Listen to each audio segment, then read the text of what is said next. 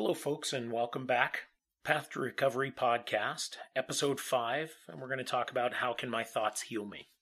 So there's actually a phrase called cognitive awareness. That's what we're dealing with here. That's what this whole podcast is about. Essentially, it just means that we're trying to make ourselves aware of our thoughts. And in order to be aware of our thoughts, we have to do a little bit of deep work to be able to get to the source of those thoughts. And our thoughts are generated through a belief system that we have. It's essentially saying what we believe in is the creation of our thoughts.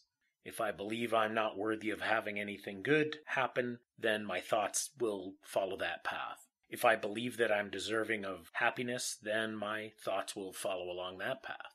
So understanding the cognitive awareness concept is just trying to be aware of where we are in our thought processes and how we can change them so that it better suits us for our desired healing. A major component of the process is going to be recognition.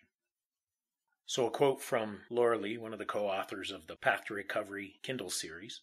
There are days that I literally have to stop my mind chatter and tell my negative thoughts, "Not today, man, not today." I was driving down the highway this morning and found that I had to keep myself from falling into a day of depression. This is my day. You cannot have me today. This is my day. Essentially, it's recognizing when we have those moments, not to react from them or act on them, but to be able to capture that moment of thought and to harness it and to figure out why it came up. What was it that triggered that? And then to dissect it and figure out how to solve it so that it doesn't happen as often or ever again. So why are our thoughts so important? Well, these thoughts bring out emotions in us. And these emotions are the things that are going to drive our actions, or sometimes our reactions to situations. Simply put is what we think, we do. If we think we are going to have a bad day, then we'll tend to behave in ways to ensure that we have a bad day. If we think we will never be happy without being with someone, we'll probably seek out a lot of unhealthy relationships. If our thoughts are that we hate things, then we tend to respond in an angry fashion or using very ugly verbal words. If we think we can't cope in our daily moments, our struggles, then we might use something to mask it, either an alcohol addiction or a drug addiction or anything else. Maybe some people like food, and whenever they struggle or get stressed, they just start eating. They may not be heavy or large or out of shape or unhealthy, but they just have food as the answer to their coping. If our thoughts are that we don't deserve to live, then obviously we try doing harmful things. We try taking our lives or destroying our path for the day. If we think we deserve love, then we are going to act and behave in a loving manner, not just to anyone else, but to us. If we have thoughts that can bring happiness to others through our actions, then our actions will be essentially of love. Sometimes when we review these processes, it seems a little too simple or too easy to be true. But ultimately, it's about taking the time to integrate everything into our daily activities. Integrating just means make it become natural so that it behaves just like every other thought. If we integrate a belief system that generates positive thinking or positive thoughts or loving, caring thoughts, if that's integrated into us and we truly deeply believe that that is part of being a good person and a good self, then it's an easy walk because those beliefs are going to be generating the thought process, which ultimately gets down to the actions that we take every day. As we always say in every podcast, nobody's ever alone in any of these walks. There's probably millions, if not more, of people struggling to understand the concepts and beliefs. It's something special that you have to understand that you're in the middle of right now. The fact that you're here right now listening to this podcast. You made a choice. You made a conscious choice that said, you know what, I think I might need a little help. And you found a resource. Whether it's through our booklet series or whether it's through these podcasts or whether it's through a group gathering, a center, a safe place, a kitchen, whatever that happens to be. The fact is, here you are, right now, listening in. We are never alone. We're always doing this together for the sake of our global healing. And we all walk the path together as one. So how can we actually change how we think? I mentioned before, probably the most key element in any change is the recognition part. But we have these things called patterns in our thoughts. When certain things happen to us, or when emotions are drawn into us, we tend to react a certain way. When we think negatively, we tend to draw in negative patterns of acting and behaving. But recognizing the pattern means that we can change it. Understand that there's no expectation for anybody to come out of this podcast and be able to change themselves in an instant. This is something that has to be practiced, learned, practiced, and then integrated, just like I was saying before. We need to try and see things as we are, not as they appear to be.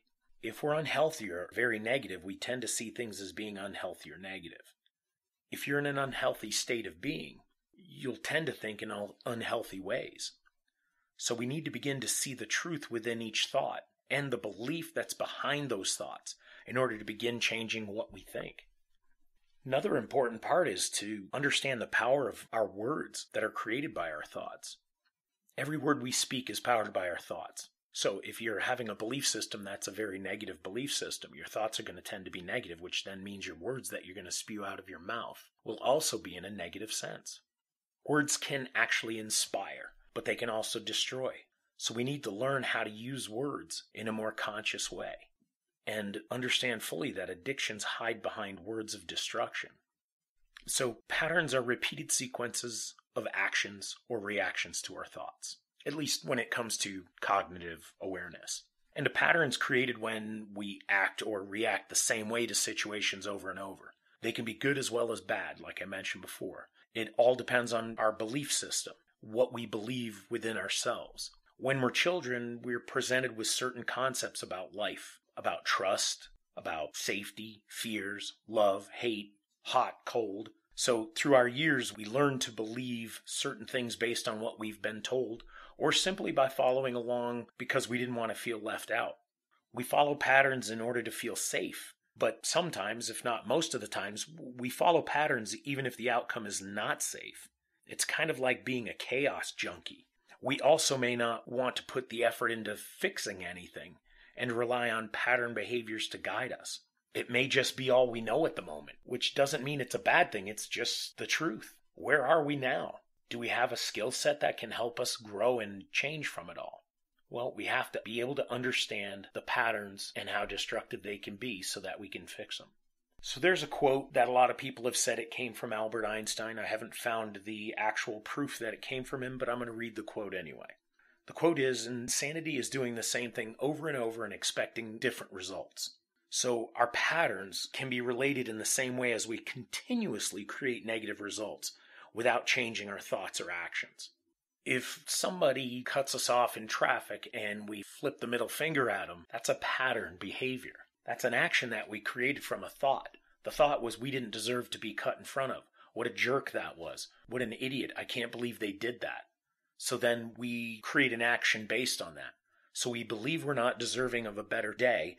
We believe that we're deserving of treatment like that. And we take that action that occurred in front of us as something directed at us, when in fact it could be as simple as the person has a bad day driving. Or maybe they're trying to get to the hospital because their child is injured at school and they don't know what's going on, so they're in a panic. So they may not be thinking clearly when they cut in front of us. So our actions and our reactions are based on the thoughts that we have that everyone should be treating us better and shouldn't cut in front of us. So I'm going to give you firsthand example, basically. It's my story. How did I come to these moments? So when I was 13, I was brought up essentially not to show a lot of emotions, and especially not to share them. I didn't have a good grasp on emotions. At the age of 12, my parents told us, me and my siblings, that they were going to get a divorce. For me at the time, it meant a complete devastation, which I think it happens for everybody when their parents tell them they're getting a divorce, whether it's when they're 6, when they're 20, or when they're 40 and their parents say we're getting a divorce. We put a lot of trust in the foreverness of that. So when they told me they were going to get a divorce, I didn't know how to handle it. I didn't know how to deal with it. I didn't know how to cope with it. So I held on to the fears and the frustrations, along with the feelings of neglect and possibly abandonment. And I kind of took it out on people at school. I'd basically fight anyone that brought out an emotion other than happiness for me. If anyone conflicted with me, if anyone said anything to me or looked at me different or indifferently, I'd immediately start a fight. At no point did I feel safe enough to tell the teachers or the principals or anybody else the reasons why I was fighting, other than I just got angry. So as the years passed, when I recognized that fighting was very destructive and there was going to be serious consequences for it, I decided that alcohol would be the answer for it. So in my early years, somewhere between 13 to 15, I went from trying alcohol to being a very capable alcoholic. So I decided that hiding from everything made more sense than facing it. So I felt I wasn't able to express my emotions or my feelings, and everything was part of the creation of my patterns. The patterns for depression, for suicidal attempts. I did not believe anywhere in my being that I had the ability to cope with what I was going through. So I found a Band-Aid, or several Band-Aids, violence, drinking. Well, those two kind of go hand in hand a lot. I found those Band-Aids to hide behind and use those as my excuse when things went terribly wrong. My doubting and my lack of belief in trusting anyone to share my emotions with, and my lashing outwardly, getting into fights, were patterns that led me to the addiction to alcohol and eventually led me to the suicidal thoughts.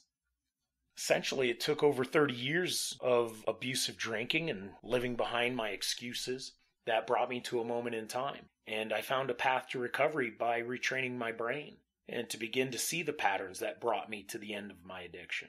I had to get away from people, my stress points, my job, my children, my wife, and I had to start learning about my patterns, my triggers, those things that create the patterns.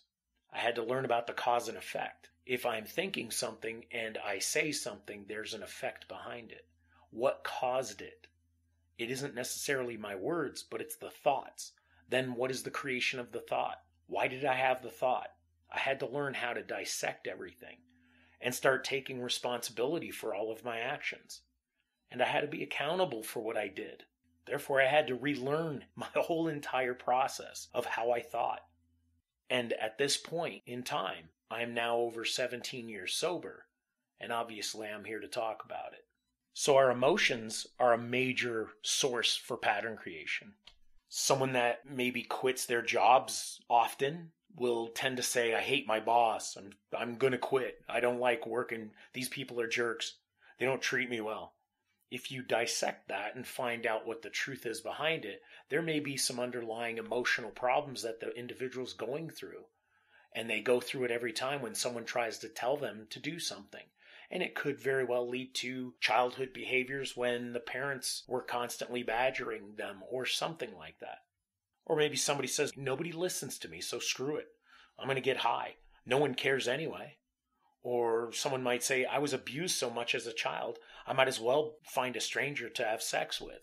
I don't understand what a good, healthy relationship is. A lot of these scenarios have emotional struggles behind them. And there are thousands of situations that come up every day, and people are just not understanding where their addiction began and can't recognize the patterns that led them down to the path of addiction. If we don't know how to understand or feel our emotions and how they affect us, we tend to create patterns of masking the coping of those emotions. If we refuse to deal with it or ignore it, believing that they will just go away, we ultimately follow a pattern of an unhealthy coping until we can find a short moment in time and use some sort of an addiction to get us past that moment. So what do we've got to do to find the thought patterns? The big word I've been saying often, not just in this podcast, but others, is recognition. Recognizing that we have a pattern, when the pattern happens, what causes the pattern, and recognize how to fix it, or how to stop the pattern or change the pattern. So I'm going to run through a couple of scenarios for you. These are kind of very generic, but I'm going to run a couple of scenarios by you, and you'll be able to understand where the recognition of the problem lies. So the first one is, Paul has been reading his book for weeks now and was struggling at finishing it, so he couldn't focus. It seemed that he was constantly interrupted, and for him, he hated being interrupted because he would lose focus, and then he'd have to start the page over. So he got so frustrated that he would be punching the wall. The next scenario. Rebecca's crying in her room.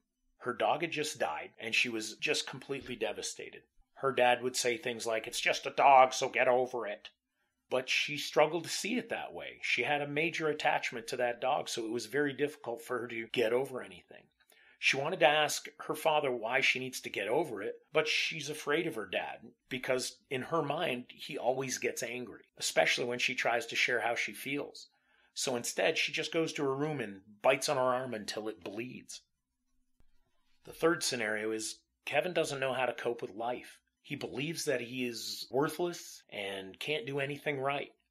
He doesn't know how to relate to anyone and he has no friends. He struggles to keep a job and he can't afford an apartment. He ends up stealing money and spends it on drugs. He wants help, but he doesn't think he deserves any.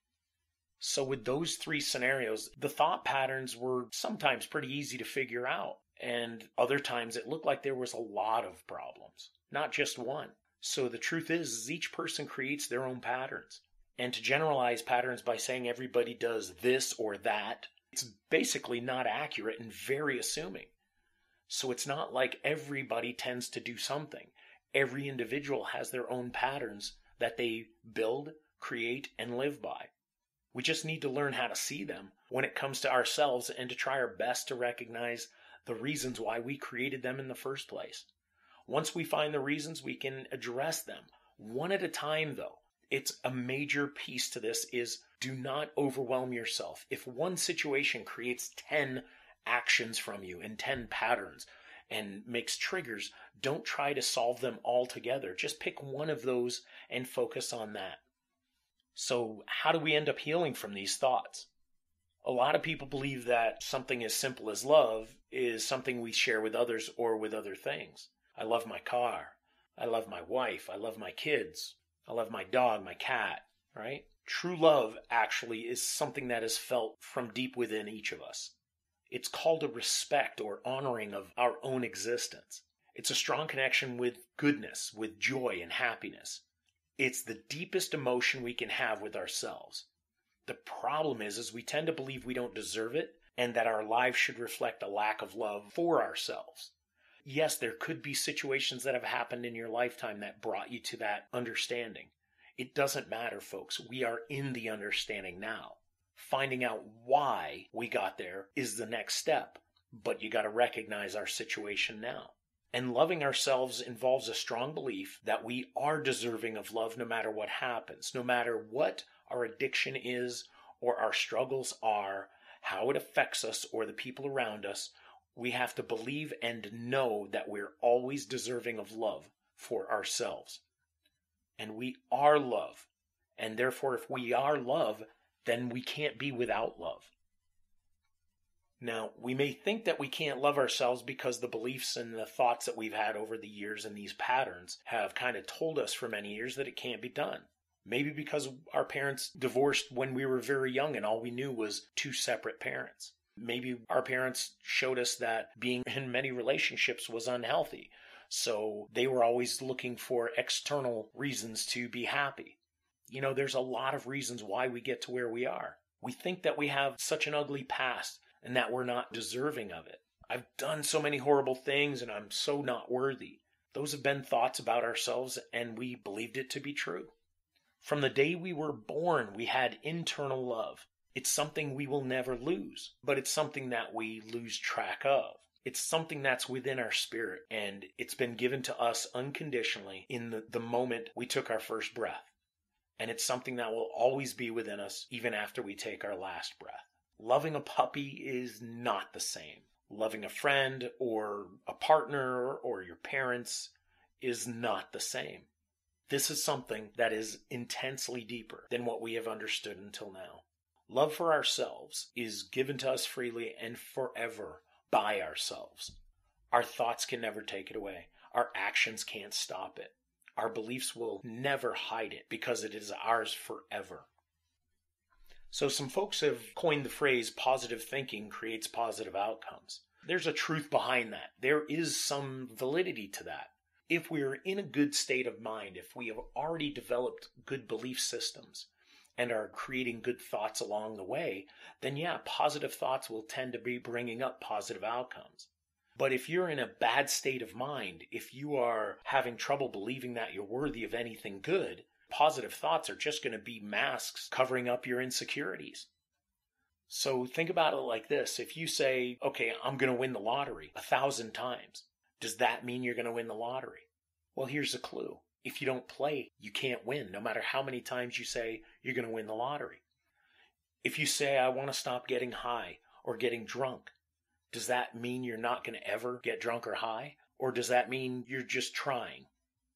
A positive thought like, I want to stop getting high, there's got to be something behind it to make that happen. You can't just have a positive thought without the backing from your beliefs. The truth is, folks, if we don't believe it fully, we will not think it fully. Therefore, we're not going to act it fully. When we hear that it took someone 25 years to finally stop using drugs, do we think they just made that up and just said some words? Or was it actually what they had to do? We know it took hard work and dedication, but it took a major shift in the beliefs that they had in order to change how they thought about their addiction.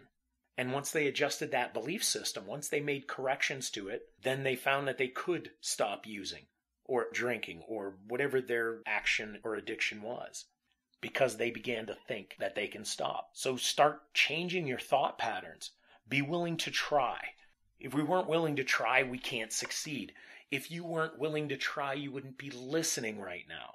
Be aware of your negative thoughts. Recognize the words we say when talking to someone or ourselves or in work, and recognize how they're created by our negative thoughts. Trust yourself not to give up. We need to know we're serious about changing and that we will not give up just because we stumbled. After we experience a hard moment, one that may have been an old negative pattern or a major trigger from somebody, we need to review it and find out where it came from. Where did this trigger come from? When we find the cause of our trigger moment, we can see the patterns that hold on to that old way of thinking. We can then dig deeper into the old thought to find what belief we had at the time that led us down to think that way. We can then try to stop it from happening again by being prepared and commit to stopping it before it happens again. Once you see the core reason for your belief and your thoughts, you can then recognize it quicker the next time some trigger happens. Once we find those triggers, we can more clearly see how we felt about it, recognize the emotion behind the triggers. So we do that by learning about the emotions behind the triggers. Why do we feel sad? What level of sadness are we? Did you know there was actually levels of sadness? Did you know there's levels of emotions? That's part of this path to recovery process, is to be able to understand our emotions more clearly. Are we devastated or just deflated? Or did you know there was even a difference? Now, here's another thing. Do you get physically affected by these triggers? A lot of people feel their ears getting hot. Whenever they get triggered by something, they feel their blood boil, so to speak. And if you can recognize the physical part, it's actually a good way of being able to stop yourself from going to the next level. Do we get sick to our stomach? Do we clench our fists? Do we bite down on our teeth? Those are physical ways that we actually show our emotional state and how these triggers are affecting us. So we need to find ways to prevent the situation from getting worse. The recognizing of the moment is important. It's what we do after that that is most important. So find ways to prevent the situation from getting worse. Try walking away. One of the hardest actions to take when you're in the middle of a trigger moment or talking to somebody and they trigger you. Walking away gives the other person the high ground, so they might come at you even harder. But walking away can get you away from that moment and give you moments to think and breathe. Deep breaths also is a very major part of that. Slow, methodical breaths. It can bring you into a calmer state. People say count to 10, count to 20. Essentially, it's whatever works. Do something to put a break in the trigger moment. Do something to stop the trigger from taking you to the next step. Ask for a break if you're talking with somebody and you're triggered. It's pretty hard because depending on how deep we are in a situation, asking for a break may actually bring heavier opposition. But you got to try and do something. Run away. I don't mean like run away for years. I mean just run away from the situation. If nothing else is working, if you can't calmly do anything about it, just get away quickly to a safe place so that you can think a little bit more clearly. it seems like you're giving up, but in fact, you're becoming stronger and more confident in your ability to figure things out. But you can't figure it out if you're constantly putting yourself in those trigger moments and not escaping from them. Keep trying to recognize the moments before they become moments. So it's one thing to be in the moment and to recognize it, but recognize the patterns of ourselves so that we don't have to get in the moment at all. So the more you recognize the moments, the better you can be at recognizing it before the moment happens. Listen to the words being spoken to us by others and try to see how they affect us. We don't need to verbalize anything. You can just practice. The next time you're having a conversation with anybody, just practice on listening, but realizing and recognizing how you feel and how you're thinking, how your facial expressions are. If you miss a moment, don't forget. Recognize you missed it. Don't beat yourself up. Just use it as a learning moment. Self-doubt, ridicule, and guilt are not going to be a part of our healing. They're only going to be defeated and removed when we get healed. Laugh it off. When we slip up, you can say, oops, or, my bad, silly me. I messed that up. Let's start over again. Laugh at it. Knowing that we're going to catch it the next time, it's okay. You don't have to keep putting yourself in a situation that makes it more difficult. Be happy with your success. And I don't mean like job success. I mean, be happy with the moment that you recognize something, even if it's 10 minutes after something happened. Confirm that you're headed in the right direction. Smile at yourself in the mirror. Give yourself a hug. Tell yourself that you actually love you. Confirm that we're headed in the right direction. Be happy with your success, folks. And practice telling yourself that you deserve love and that you're worthy of healing. Practice telling yourself that you no longer need the addiction and that you can be healthy, loving, and have a great life without it. Don't forget, folks, this is not a quick fix. We're going to be talking about this in the next episode, but this is a lifelong process. So it is okay to slip up here and there. We know that we've got a longer process coming. We can't fix everything in a day, and we have to realize that we have work ahead of us and that we need to be patient, which of course is a very hard concept for addicts trying to heal. We're used to quick fixes and simple solutions to fix our moments. But guess what? Those aren't real. They never fix anything, and healing will never come from them, not even prescribed solutions. We're never walking this path alone. If you ever feel you cannot do it, reach out. Seek assistance from someone you can trust, or at least trust enough to help you through the hard moment. Lots of people out there find trust in unconditional love. Lots of people find trust or unconditional love and support from people such as spiritual leaders, some relatives, and yes, of course, especially God. It's a matter of you finding your safety, your safe place. Make that happen, folks. Work one step at a time. Your thoughts can heal you, but you've got to change your belief system. We got to recognize when our faults are coming. When is that slip up happening? It's okay that it did, but I recognize why it came. I recognize how it was created. I understand the trigger behind it. And I remember that situation when I was a child, and that upset me so much that it stuck with me all these years. And now I feel the same way again when someone said this to me. That's part of our healing, is to recognize where it is. And then be able to say, look, now that I know where it is, if somebody else comes to me with that same scenario, I have a better chance of catching anything before I get upset, angry, or indifferent. So it's a process, folks. The cool thing is you can rewind these podcasts. At any time, you can rewind them and listen to them again. Listen to a focal point in the podcast. Just keep repeating it, and then make sure you really get this. And I've used the phrase before, is integrate it into your being. No change will occur if we don't integrate it into our belief system. So if you're looking for that change, if you're looking for that healing life, we have to learn skills, then we have to integrate those skills to our everyday actions and our everyday activities. Make it happen, everybody. We love you, we care about you, and we wish you success. Thank you very much, and we look forward to sharing more information on our next podcast.